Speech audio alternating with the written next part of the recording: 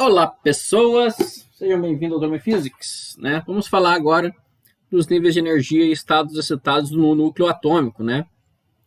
O que quero dizer com isso? Lembra da aula passada sobre a partícula alfa? Né? O que é a partícula alfa? Ela tem 2 prótons e 2 nêutrons, né? E cada próton e cada nêutron pode ter um spin up ou um spin down, né? Um para baixo ou um para cima. E o estado mais fundamental, né? O estado que é chamado de ground state, né?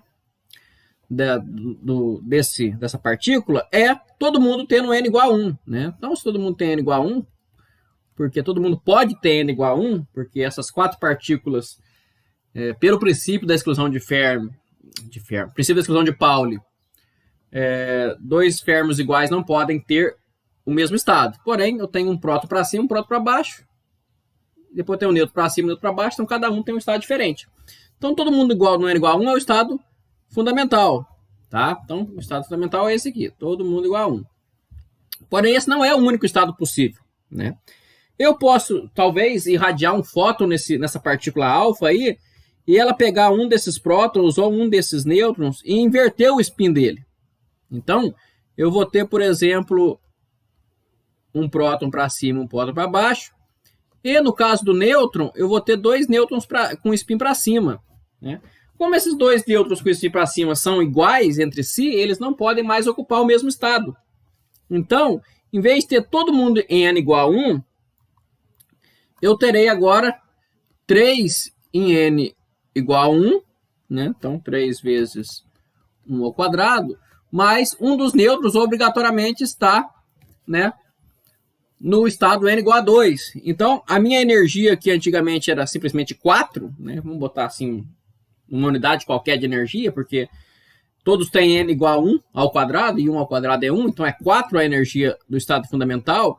Minha nova energia dará 3 mais 4, que é 7. Então, eu tenho um outro estado da mesma partícula alfa, num estado de maior energia, tá?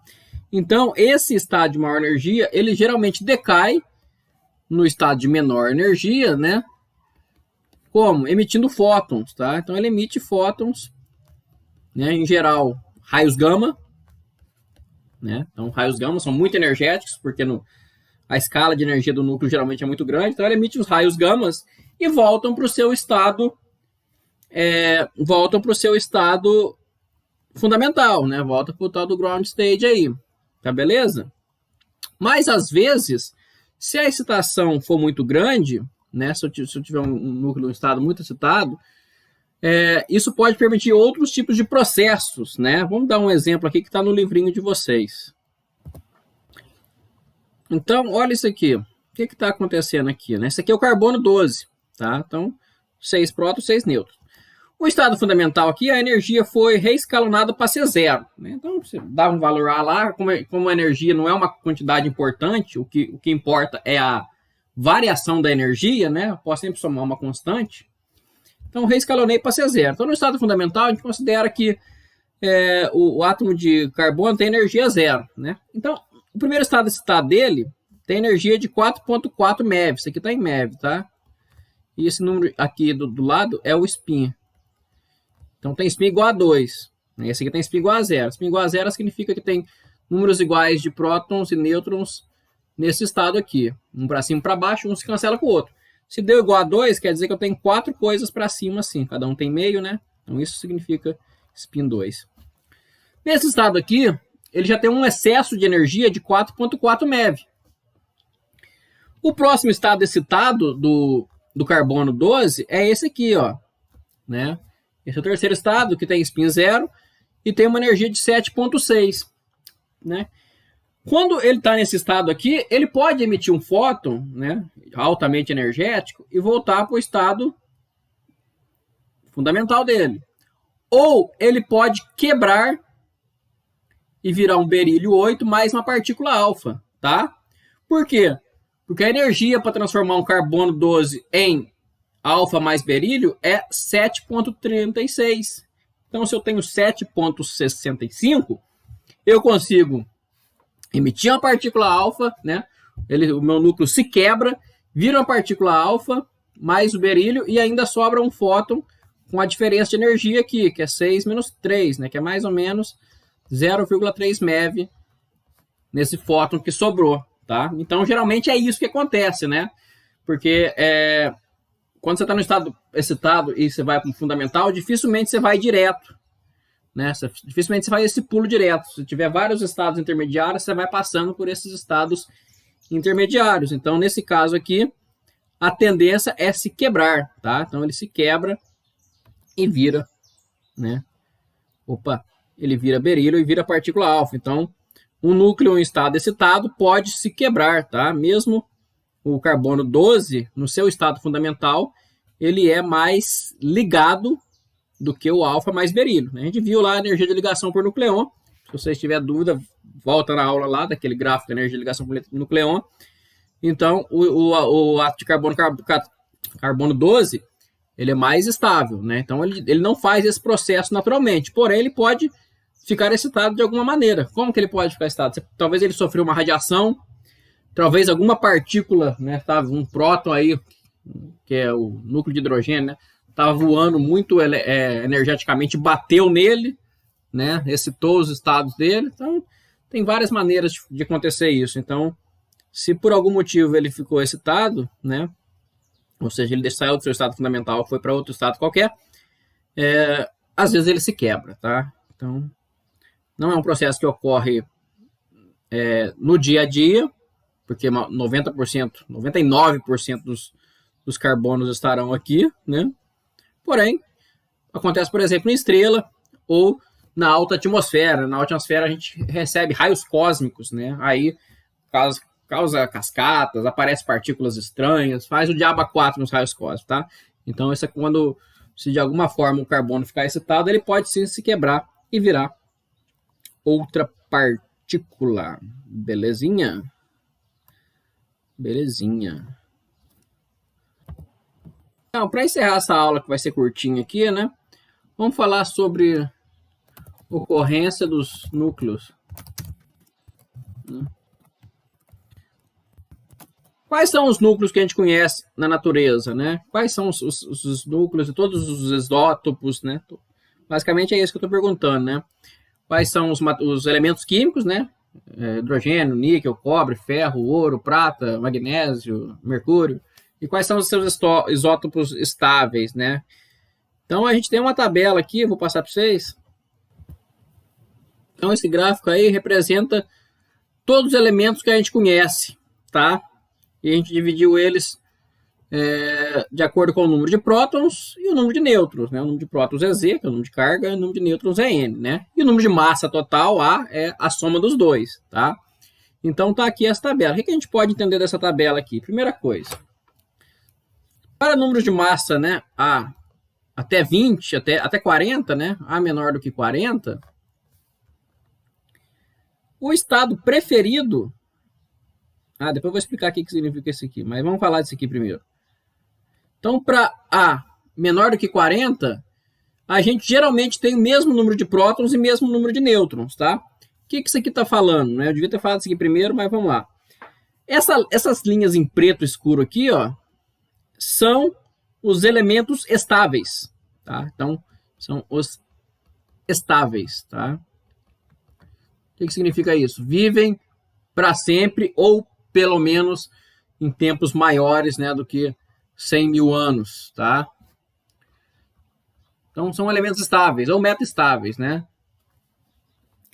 O que está dentro dessas faixas aqui, mas não está em preto, né? Esse ponto aqui, por exemplo, ou esse ponto aqui, por exemplo, não está em preto, mas está dentro dessas faixas, são elementos instáveis.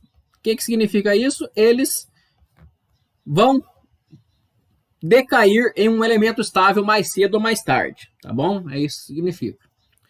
Então, aí está todos os núcleos atômicos, né, todos os elementos e seus isótopos que a gente conhece e o que a gente pode falar sobre eles, né? Para A menor do que 40, geralmente o estado mais fundamental, né, o estado estável, é com mesmo número de prótons e mesmo número de nêutrons, né? Essa linha aqui, ó, é a linha N igual a Z, ou seja, número de prótons igual ao número de nêutrons. Então, Por isso, o hélio tem 2 prótons, 2 nêutrons, o carbono tem 6 e 6, o oxigênio tem 8 e 8, né? E assim por diante.